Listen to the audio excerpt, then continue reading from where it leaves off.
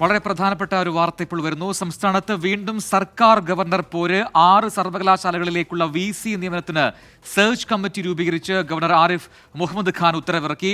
സർവകലാശാലകൾ പ്രതിനിധിയെ നൽകാൻ തയ്യാറാകാത്ത പശ്ചാത്തലത്തിലാണ് ഗവർണറുടെ നടപടി. VA ഗിരീഷ് നൽകും തിരുവനന്തപുരത്ത് നിന്ന് കൂടുതൽ വിവരങ്ങൾ. ഗിരീഷ്, വീണ്ടും ഗവർണർ സർക്കാർ പോരിനുള്ള മറ്റൊരു കളമൊരുങ്ങുന്നു. എന്താണ് നിലവിൽ ഇങ്ങനെയൊരു തീരുമാനത്തിന് പിന്നിൽ? ഈ സെർച്ച് കമ്മിറ്റി ഏത് രീതിയിലാണ് രൂപീകരിച്ചിരിക്കുന്നത്? മറ്റു വിശദാംശങ്ങൾ എന്തൊക്കെ?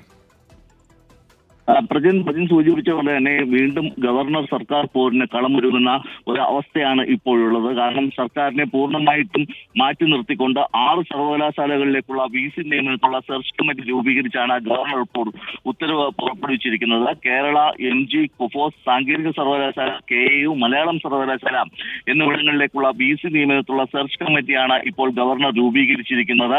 സർവകലാശാലകൾ പ്രതിനിധിയെ നൽകാൻ തയ്യാറാകാത്ത സാഹചര്യത്തിലാണ് ഗവർണറുടെ നടപടി എന്നുള്ളതാണ് ഇതിൽ ഏറ്റവും പ്രധാനപ്പെട്ടത്.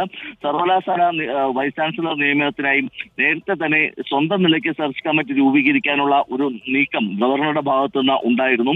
ഇതിന് കോടതിയുടെ അനുമതി വാങ്ങുന്നതിനാണ് ഇപ്പോൾ രാജ്ഭവൻ ആലോചിക്കുന്നത്. രാഷ്ട്രീയ കാരണങ്ങളാൽ സർവകലാശാലകൾ പ്രതിനിധിയെ നൽകുന്നില്ല എന്നുള്ളതാണ് രാജ്ഭവൻ ഉന്നയിക്കുന്ന ഏറ്റവും പ്രധാനപ്പെട്ട ഒരു ആരോപണം. ഇത്രയും ഒരു 1.5 വർഷത്തിലധികമായി ഈ സർവകലാശാലകളിൽ സ്ഥിരം VC ഇല്ല. അതുകൊണ്ട് തന്നെ ഈ സർവകലാശാലകളുടെ പ്രവർത്തനത്തിൽ വലിയ തരത്തിലുള്ള പ്രതിസന്ധി നേരിടുന്നു എന്നുള്ളതാണ് ചാൻസലർ കൂടിയായ ഗവർണറുടെ ഒരു നിലപാട്. ഇത് തന്നെയാണ് പുതിയ VC നിയമനത്തിന് സെർച്ച് കമ്മിറ്റി രൂപീകരിക്കാൻ ഗവർണറെ പ്രേരിപ്പിച്ചതും.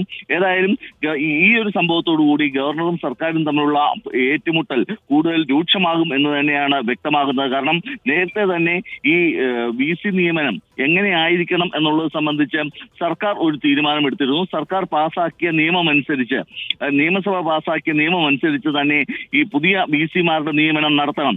അതിന് അംഗീകാരം ലഭിക്കുന്നത് വരെ താൽക്കാലിക VCമാർ മാത്രം മതി എന്നുള്ളതായിരുന്നു സർക്കാരിന്റെ നിലപാട്. എന്നാൽ അതിനെയെല്ലാം മാറ്റിമറിച്ചുകൊണ്ടാണ് ഗവർണർ ഇപ്പോൾ ഒരു പുതിയ നീക്കത്തിലേക്ക് എത്തിയിരിക്കുന്നത്. ഗവർണർ സ്വന്തം നിലയിൽ സെർച്ച് കമ്മിറ്റി രൂപീകരിച്ചിരിക്കുന്നു. സർവകലാശാലകളുടെ പ്രതിനിധികൾ ഇതിൽ ഇല്ല എങ്കിൽ പോലും ഗവർണർ ഈ സെർച്ച് കമ്മിറ്റിയുമായി മുന്നോട്ട് പോവുകയാണ്. അതായത് 2 അംഗങ്ങൾ മാത്രമുള്ളതായിരിക്കും ഈ സെർച്ച് കമ്മിറ്റി എന്നുള്ളതാണ് ഇപ്പോൾ വ്യക്തമാകുന്നത്. പ്രജിൻ, ഒപ്പം ഓരോ യൂണിവേഴ്സിറ്റിയിലേക്കും വ്യക്തമായി തന്നെ ഓർഡർ ഇറക്കിയിട്ടുണ്ട്. അതിൽ ഓരോന്നിലും ഈ പറയുന്ന പോലെ നോമിനി ഓഫ് ചാൻസലർ, അതായത് ചാൻസലർ കൂടി ആ ഗവർണർ നൽകുന്ന ഒരു നോമിനി എന്ന രീതിയിൽ തന്നെ ഓരോരുത്തരുടെയും പേര് നൽകിയിട്ടുമുണ്ട്. ആ പേരിൽ നേരത്തെ തന്നെ പട്ടികയിൽ ഉൾപ്പെട്ട ആരെങ്കിലും ഒക്കെ ഉണ്ടോ? നമുക്ക് നേരത്തെ ഈ ചർച്ചയായ പേരുകളൊക്കെ തന്നെ ഇത്തവണത്തെ ഈ സെർച്ച് കമ്മിറ്റിയിലും ഉൾപ്പെട്ടിട്ടുണ്ടോ ഗിരീഷ്? പ്രജിൻ, ഇതുമായി ബന്ധപ്പെട്ട് ഗവർണറാണ് ഇപ്പോൾ ഒരു അന്തിമ തീരുമാനത്തിലേക്ക് എത്തിയിരിക്കുന്നത്. കാരണം ഗവർണറുടെ പ്രതിനിധി, UGCയുടെ പ്രതിനിധി, അതോടൊപ്പം തന്നെ സർവകലാശാലകളുടെ പ്രതിനിധി എന്നിവരടങ്ങുന്ന ഒരു സമിതി ആയിരിക്കണം, ഒരു സെർച്ച് കമ്മിറ്റി ആയിരിക്കണം VC നിയമനത്തിലുള്ള പാനൽ തയ്യാറാക്കേണ്ടത് എന്നുള്ളതാണ് ചട്ടം.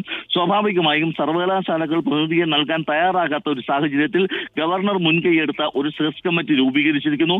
സ്വാഭാവികമായും ഇത് സംബന്ധിച്ച് സർക്കാർ ഉടൻ തന്നെ നിയമ നടപടികളിലേക്ക് കടക്കും. കാരണം ഗവർണർക്ക് ഇത് സംബന്ധിച്ച അധികാരമില്ല. UGC റെഗുലേഷൻസ് ചൂണ്ടിക്കാട്ടിയാണ് സർക്കാർ ഇക്കാര്യത്തിലുള്ള നിലപാട് വ്യക്തമാക്കുന്നത്. ഗവർണർക്ക് സ്വന്തമായി ഒരു സെർച്ച് കമ്മിറ്റി രൂപീകരിക്കാനോ അല്ലെങ്കിൽ സർവകലാശാലകളുടെ പ്രതിനിധിയെ ഒഴിവാക്കിക്കൊണ്ട് ഒരു സെർച്ച് കമ്മിറ്റി രൂപീകരിക്കാനോ ഗവർണർക്ക് അധികാരമില്ല.